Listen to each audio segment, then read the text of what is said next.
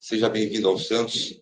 Eu queria que você falasse um pouquinho mais da tua decisão de aceitar esse projeto do Santos, sabendo da situação do clube dentro do Campeonato Brasileiro como o primeiro trabalho.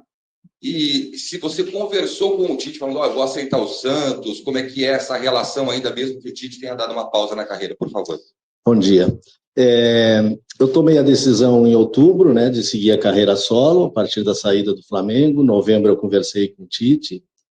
Nesse período de novembro até agora a gente conversou muito pouco, né? Conversamos na Páscoa a última vez, antes dele ter esse problema de saúde que ele teve agora, e recebi dele uma mensagem hoje de manhã, fiquei muito feliz, né? E surpreso até, e feliz não pela mensagem única, mas por ele estar bem, né? Senti ele bem na voz dele da mensagem, retribuí o carinho, não falamos diretamente.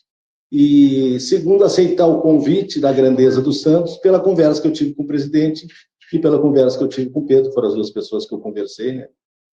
Me mostraram aquilo que eu entendia como um bom projeto, mesmo nessa fase atual que está com uma série de dificuldades, mas eu acho um clube grande, com bons jogadores, o projeto me satisfez, né? E me sinto orgulhoso, feliz por começar a minha carreira solo numa equipe, numa instituição da grandeza do Santos. Tudo bem? Para os melhores da Rádio Bandeirantes, bem-vindo ao Santos.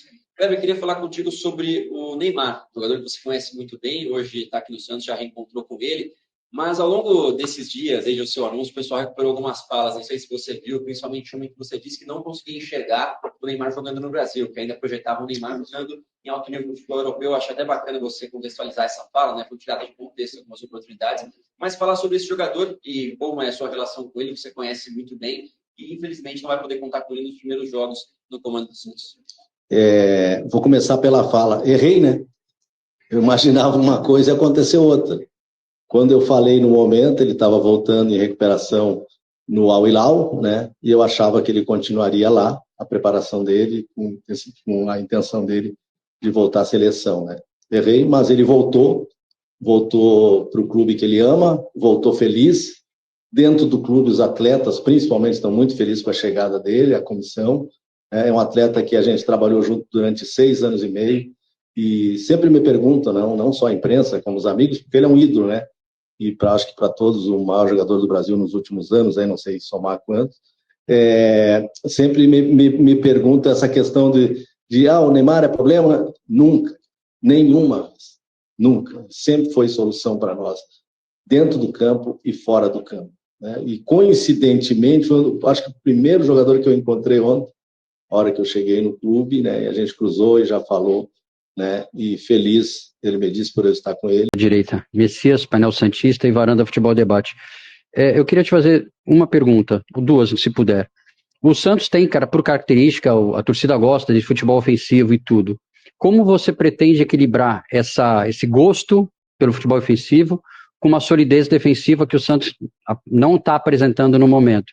Porque você gosta de jogar com linhas altas e a gente já viu que parece que não está dando muito certo, pelo menos no momento, com o Santos. Isso passa por mudança de esquema ou talvez até mudança de peças, tá? E o que esses 24 anos de carreira junto ao Tite te trouxeram, né, que você possa manter ou até modificar desse histórico todo que você teve com ele? Obrigado e mais uma vez seja bem-vindo ao Santos. Obrigado. O que mantém é a relação direta, aberta, clara com quem eu comando, com quem me comanda e com quem está a meu lado. Dedicação total, é assim que a gente conseguiu os grandes resultados que a gente teve. E futebol ele é muito dinâmico, ele é muito variável, a gente tem que saber trabalhar bem nos determinados momentos, saber quando a coisa... Por isso que a gente faz as análises do pré-treino, do pós-treino, do pré-jogo, do pós-jogo, entendeu? O futebol a gente não consegue mais entender o futebol com 11, 12, 13 jogadores, ainda mais aqui no Brasil, que tu tem que jogar agora às 6 da tarde na quinta, depois às 4 lá e viaja, e já tem outra competição, e também não dá para entender que tu consiga fazer algum desenvolvimento se tu não tiver tempo. Que bom que a gente tem um tempo, né, que eu olhei rapidamente entre o jogo do Grêmio e o jogo do Ceará, que a gente possa colocar alguns conceitos e entender, né, e fazer com que os jogadores entendam e desenvolvam. Mas aquilo que eu sempre falei, tem que ser muito claro, a hora de defender. Tem muita gente que pensa, né, não é questão da imprensa, da torcida, muita gente, de maneira geral, treinadores, que pensa que às vezes os jogadores ficam liberados de marcar. São poucos os jogadores no mundo hoje em dia que têm essa liberação de marcar. né? Todo mundo tem que marcar, todo mundo tem que participar, todo mundo tem que cortar espaço a hora que não está com a bola. Isso não dá para se abrir mão mais, né? E também tu tem que ser ofensivo, e às vezes é muito difícil tu ser ofensivo. Não estou falando no caso específico que a gente vai encontrar agora com o CRB, mas uma equipe que se defende em linha baixa, né, que dificulta muito as entradas, e tu tem que trabalhar para conseguir ser ofensivo contra essas equipes, né? Às vezes eu não consegui ver ontem o jogo do Inter, mas escutando alguma coisa, o Inter criou imensas oportunidades, teve gol anulado, parece que teve pênalti perdido, teve que bola, e ganhou só de 1-0. A realidade do jogo não era essa.